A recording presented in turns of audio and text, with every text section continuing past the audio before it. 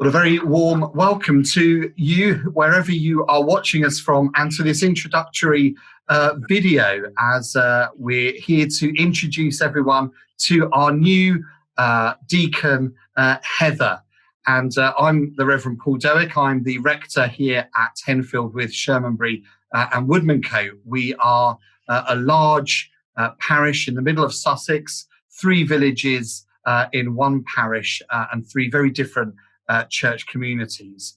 And we're very much looking forward to Heather joining us as our new deacon in the summer. Well, of course, as a licensed minister first, and then as a deacon from Michaelmas. Heather, welcome.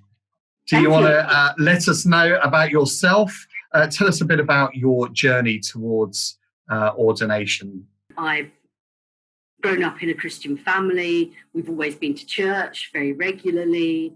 And in some sense, I've felt that this calling has always been there in one shape or form. I am obviously coming to this change later in life. Before before the present day, I've worked in a government agency. I trained as a teacher. I have a family and 2 girls who are now grown up, but staying with us now with my husband. Now we're all at home, locked down. And all along those ways, there have been times when I've considered, does God want any more from me?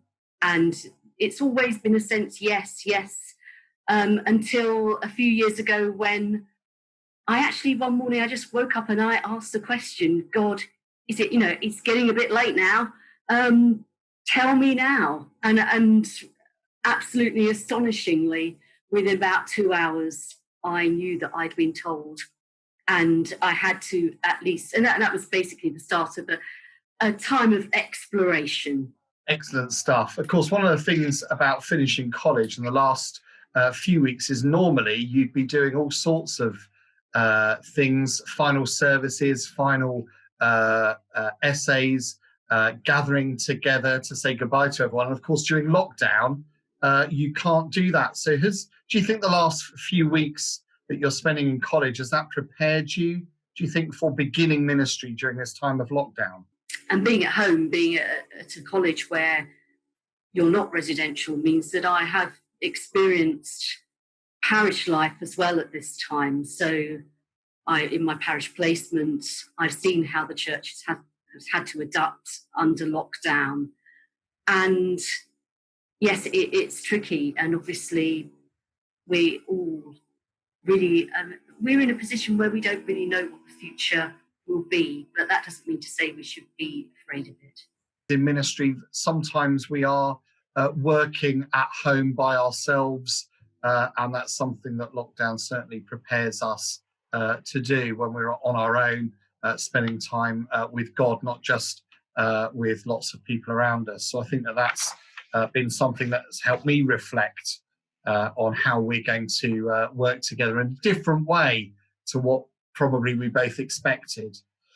So have you got any sort of concerns, or actually more positively, hopes for the next 12 months? I think one of the challenges is to join a new community when you don't really know very many people very well. And we will have to obviously work on that.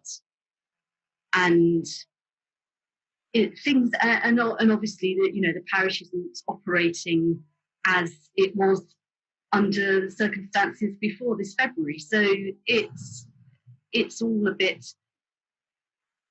unknown. But I do also know that, I've seen my daughters and my husband in their work being able to carry on and make the best of things. And I'm confident that we'll be able to do so too. I mean, I think, I share that. The concern is, how do we ensure that you're able to embed yourself in a new community? And it's not just the church community, it's how do we get you known in the villages of the parish. And I'm certainly working on a few ideas about that, to arrange meetings that you can have with some key people in our community. So don't worry, I'll make sure that you get to meet people, even if it's only virtually, to start with. Thinking about hopes, I suppose, and the one hope that we have is to share the gospel of Jesus with our community. What single thing gives you hope for the future of Christianity in Britain today? One obvious thing that's been in the papers and in the news quite a lot on social media is the number of people that are engaging with online worship.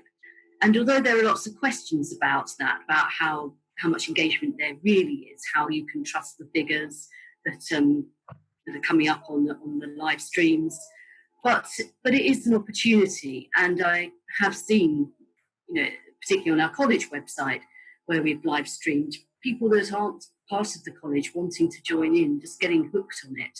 And I see just, the future of how do we continue to gather together week by week and also be able to share the faith using social media and the internet and things that perhaps more of us should have been doing a little bit sooner.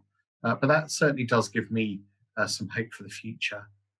So what do you think, what would you like us to pray for as you prepare to come and join us here in Henfield, Shermanbury and Woodmancote? A few months ago, I was doing some work in a school in my placement church in Hurstpier Point, and we did a theme of prayer and about regular prayer and about the fact it can be done any time, any place and anywhere.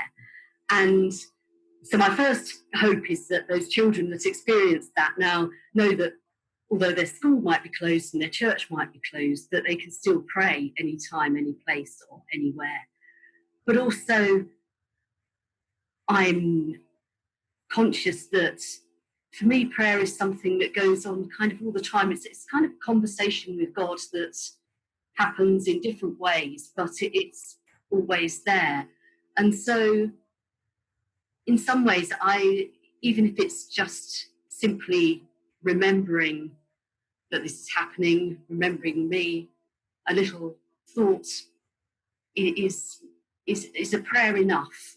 And God can work with anything that we give. It's not the quality and the articulation of our prayers that matters, it's the thought.